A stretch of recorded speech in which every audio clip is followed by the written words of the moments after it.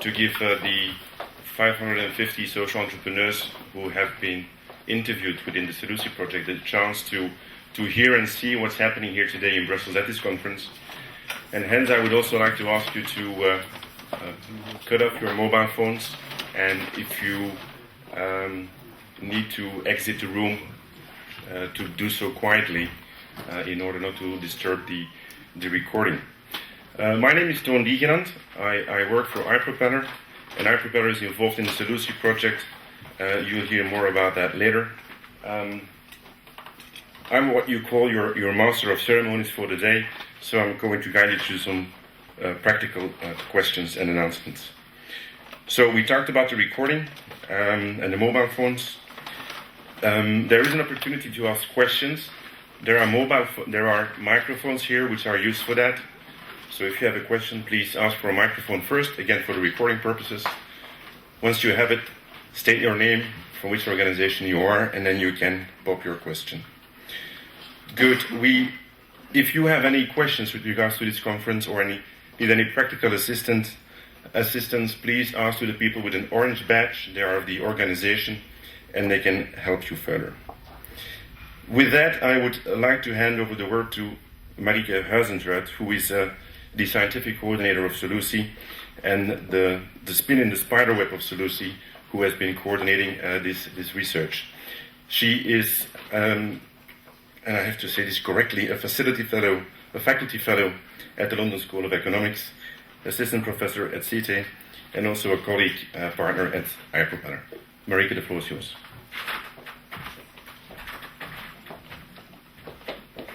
Thank you, Toon. Okay, here we are. Welcome once again at this first day of 2 days final project conference of SELUSI.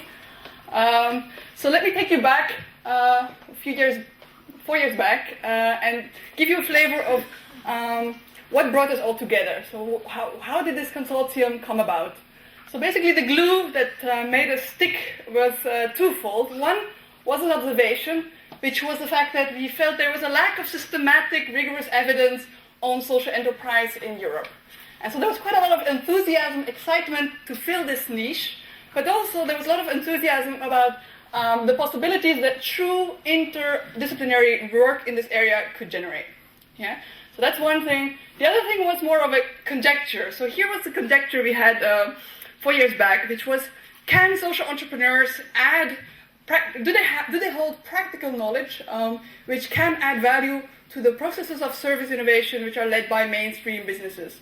So why was this exciting? Well, for one, it's kind of flipping around conventional thinking. So typically we think of businesses advising the social entrepreneurs on how to do things. Here we were actually suggesting the reverse. We were saying, well, is there something that social entrepreneurs, a very specific niche of entrepreneurs, is there something that they have, that they do, that they know, which is of relevance to society much broader? Yeah? And of course there was this excitement to also bring action research approach to this question and to use the action research approach to really test this conjecture. Yeah? So those were really kind of things that made us stick, that got us excited. Then there was the opportunity, which was a call made by the Framework Program 7, and it was a very general call, very much in line with the Lisbon strategy about what should EU be doing to improve the competitiveness of its services industry. How can it improve its employment, growth of the services sector? So here was the answer that we gave, which in fact, so what is this opportunity really? In our view, this was a question of, how should a Philips, how should an IMEC, how should a leading company in the services industry, how should it innovate, how can it stay competitive? So this is kind of the $100 billion or billion euro question, which nobody really knows the answers to. So here was a very sort of, perhaps a bold answer that we felt made a lot of sense, was to say, well, maybe social business innovation, maybe that's sort of that's where the big potential lies for Europe to distinguish itself, to increase its competitive edge. And so, in fact, what we were saying was very much in line with the Europe's 2020 strategy today. So we were interested in leveraging the intelligence of social entrepreneurs. And of course, to be able to do that, we need to figure out what exactly do these guys know, which is of specific relevance to mainstream businesses. And so that's a great thing, because that allows us to build that database, which we were all kind of dreaming about. But also, it really, we need to really demonstrate how this can be done, and that's also great because that immediately ties into our action research approach. Yeah. Now, a little bit about the consortium. So we have 5 academic institutions, each bringing to the table quite distinct sort of academic expertise, disciplinary expertise. So if you think of the pool of partners at KU Leuven, they were bringing to the table particular sort of research experience in innovation. Did I press the wrong button? Don't know. Sorry. Okay. So, okay, I can keep going about the sort of academic group of academics involved. So we had people like Bart and Koenraad and Utu, who had quite a bit of experience studying innovation, service innovation in particular. Then we had people like Joanna and Christian, who had been researching social enterprise for many, many years, but mainly at the time in developing countries. For them, it was sort of a great opportunity to say, okay, how can we get involved in understanding social enterprise in Europe? So really, our role was really to sort of uphold academic excellence, to be open to interdisciplinary research, and to collaborate with non-academic partners as well, which is also a challenge. So here's a selection of partners we had. We had iPropeller. They were chosen particularly to enable the access to social entrepreneurs, and more particularly to the businesses that we wanted to involve in the action research part. So they were bringing that practitioner's perspective to the table. Then we had parties like Nest and Hub, who we chose because we thought they would enable the access to social entrepreneurs, and again bring that sort of practitioner's perspective, the social enterprise practitioner's perspective. And finally we have the Global Institute. So why did we choose Global Institute? Well, this is really a network of research institutes which is beyond Europe, but we thought, okay, we need something like that to keep us sharp, to think internationally, to think about the relevance of what we're doing for far beyond Europe, and that's why we chose Global Institute. Okay, so here's a few things you need to know about the way we work. So one thing which was unusual, everybody was involved in all work packages. So it wasn't as if we kind of each stuck to our own expertise. We really took on this journey all together from the beginning to the end. Secondly, we were very keen to experiment with fundamental research and applied research. Yeah? And this means also combining research methods from psychologists, from economists, from sociologists, and to mix it all up and see what happens. And of course, we knew we were doing something quite different in sense of exploring, let's say, untread domains, untread terrain. So we really needed also to think of ourselves as being evolving and to adapt as we go. Now, this conference, what we hope to be able to do is to give you some feel for what sort of research has been going on, and hopefully whet your appetite for much more. To kind of single out several policy-relevant insights, which we hope some of you can actually just take home to your desk and find useful in your policy work day to day. And last but not least, we really want to exchange thoughts with all of you. And just, you might want to know, you might find it interesting to see what a mixed bag of people you are. So we have quite a lot of people from the Commission, thanks. So that's fantastic, because that's really the little core audience that we were trying to reach, but also quite a lot of people from the policy making here in Belgium, academics, representatives from social enterprise networks, NGOs, representatives of social enterprises, representatives of mainstream businesses, and a couple of students, even one from LSE. So, a really big, wide variety of views, and I hope we'll have a chance to sort of exchange ideas. Now, about what sort of things will we be talking about? Well, one is about the SELUSI panel. We'll tell you more about how did we construct it, what kind of new insights is this panel generating, and also think about next steps. Where do we go with this panel? What's the sort of obvious next step? That's one thing. Then we have this experimental action research bit that we want to highlight, so show how we've been experimenting with ways of linking social enterprise with businesses. Put up some cases. Also bring the business perspective to the floor. What does a business really think of this?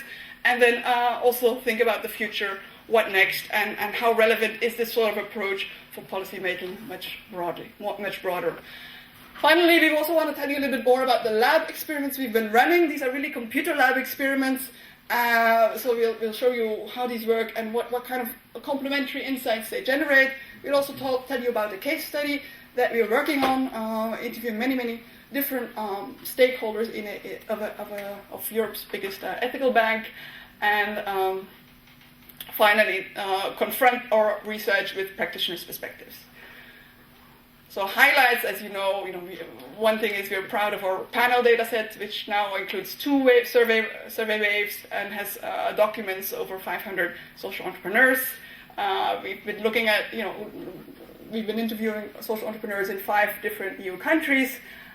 We've done these 2 action research experiments, and we've done 2 lab experiments. So that's a little bit highlights in figures.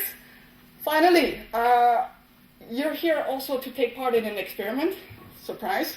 So we are actually kind of keen to give you the opportunity to familiarize yourself with the way we run experiments, but also we're very interested in the data that you're going to be helping us to produce. And there's a laptop installed next to the reception area. You click on enter, and it takes about 15 minutes, no longer, to do the experiment. And that way you get a bit of a feel of how do we do this. Also, there's a little bit of an exhibit. I guess we had more that we wanted to share with you than we could squeeze into the agenda. So we prepared a few posters to give you some further flavor of things that are happening in terms of our research. We have keynotes. Lily Lapena, Marianne Dewar tomorrow. Lily Lapena this evening at 5. We have panel discussions. We also have a camera stand here, where you can actually kind of share your views about where should SELUSI 2.0, how should it look like, where should it be heading, things about your view on policy making and social enterprise. So don't be shy. There's a camera. People will actually be inviting you to stand in front of the camera and to report some of that. The reason why we're so anxious about filming stuff that's happening here is because we really want to sort of report all of that back to the many social entrepreneurs that have participated in this project.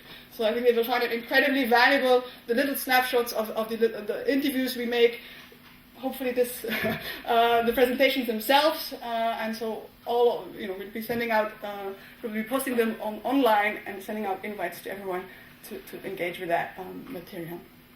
Okay, without further ado, I do also want to thank the government of Catalonia, who is making this possible, that we have our event here.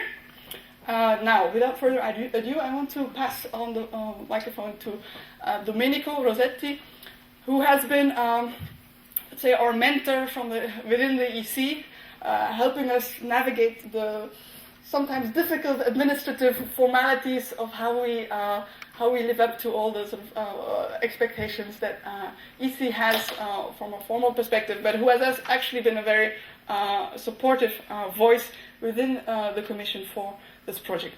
Yeah.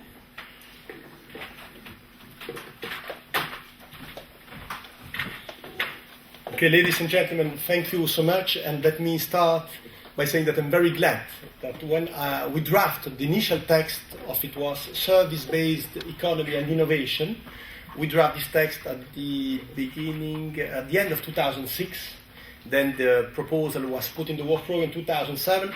I was very glad to draft the initial text, to evaluate the proposal, and to follow from the beginning to the end the SELUSI project. And I was very honored. It's not always like this, that you can have the same colleagues in the Commission which takes over all along the period.